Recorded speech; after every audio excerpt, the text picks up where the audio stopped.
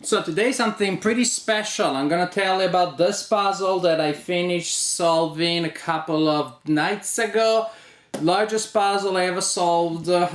This Naval Battle by Castorland. Really beautiful. It says copy of Naval Battle. That's what it says here. There's no other information about the source. With a little bit of Google work, I found similar paintings, but not exactly the same painting. Apparently this is a representation of the Battle of Trafalgar, but either it is a copy of a more famous painting that you can find online, or maybe it has been touched up by Castorland. I don't know what the case is. But what I was mostly interested was trying to solve a puzzle this large. The size is 54 inches by 26 approximately, with a lot of sky. I love the sky. Actually, this is by far not the hardest part of the puzzle. The sails with all the ropes going around, a lot harder. So, was fun.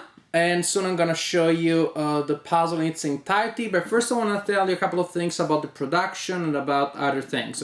This could be a really good puzzle for those that wanna go big but are a little bit scared, like me, because the puzzle is 4,000, but it comes bagged into 3 separate bags representing 3 sections of the puzzle, left, center, and right.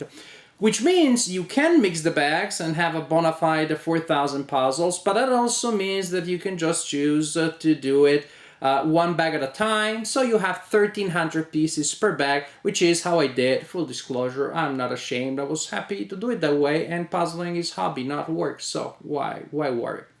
Another advantage is this. Sometimes people complain that they don't have enough room at home to solve a puzzle this size.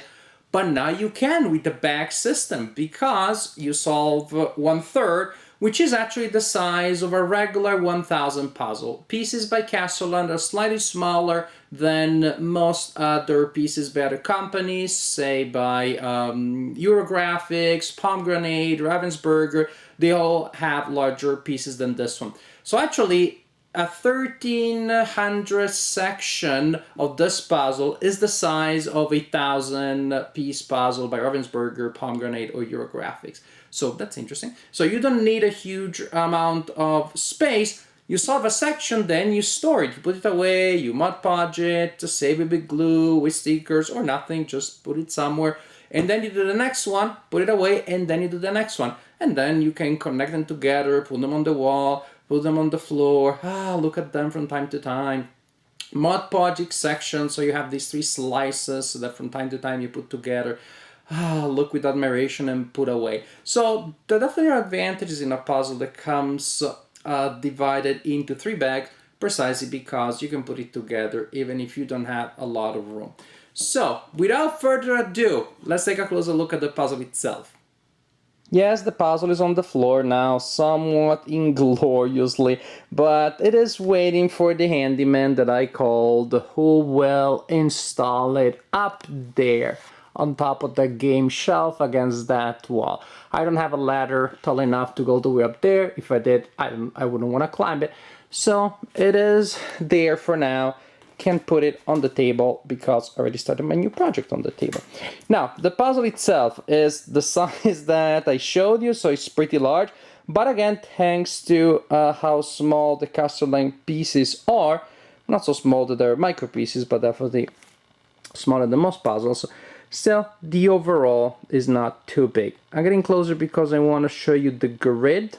The grid of the puzzle is a regular grid in the sense that all pieces meet at the edges, but then you have large variety of shapes of connections, some pieces with 3 connections sticking out, some 1, some none, some 4, some 2, etc, etc, etc. So shape of the pieces definitely is a big factor here. I opened a random bag to solve the puzzle, and it happened that it was the central one. I would have preferred one of the lateral ones because then I would have had 3 edges to work with, as opposed to I only had 2 edges here. So that made it a little hard, a lot of sails. That again, for some reason, I found to be the hardest part of any of the puzzle in its entirety. For all for all three sections, I pretty much followed the same script, which is after solving the edge, or as much as I had, I did the sky, because it's my favorite part, one of my favorite parts, I just can't wait. Then the water, then the hulls of the ships, which in all three cases was the easiest part. Just very nice, very distinctive pattern. And finally, being able to anchor the sails to the edges of the sky and the edges of the ships, I was able to finish the sails. And that's how it worked. So really nice puzzle, beautiful, colorful, majestic. And again, it's great because you can do it as a 4,000 piece puzzle, or as 3 slightly larger than normal 1,000 piece puzzles. One thing I didn't like all that much is the fit. The pieces fit well together, meaning you don't have to struggle to make them fit, but then also they don't hold together very well. The fit is pretty loose, so if you put together 4 or 5 pieces and then you need to move them around, you may as well just move them one at a time, because you won't be able to move them as a section unless you're really dragging them. If you try to lift them up, they'll fall apart. But once everything was together, actually, somehow, when you have 4,000 of them holding together, I get they generate a force field or something, then it was much more solid than I expected. And so here you have the majestic image of all these ships bombarding each other, I guess. Frankly, again, not having been able to really trace the source, I can't really tell you who is doing what exactly, who is attacking whom, but the overall image looks beautiful and interesting. And as a puzzle, because of course otherwise I would just be reviewing a poster, as a puzzle it was great, because each section really was then divided into smaller sections that were clearly identifiable, and they had different levels of challenge, from the hull, which was very easy, to the water, less easy but not too hard, the sky, pretty challenging, and the sails, very challenging. Then I had different things to do, different levels of challenge for whatever I felt like doing for. And so that brought variety to the experience of actually solving the puzzle. Beautiful, beautiful puzzle. I'm very happy. Again, a little bit mixed feelings about the fit. I'd say that's the only negative thing that really I have to say, and that's not all that bad at all. Very pleased, very impressed with this large Castorland puzzle, and I can't wait to see it on the wall. I think it will grace my game room and just make it look even more epic than it actually already does.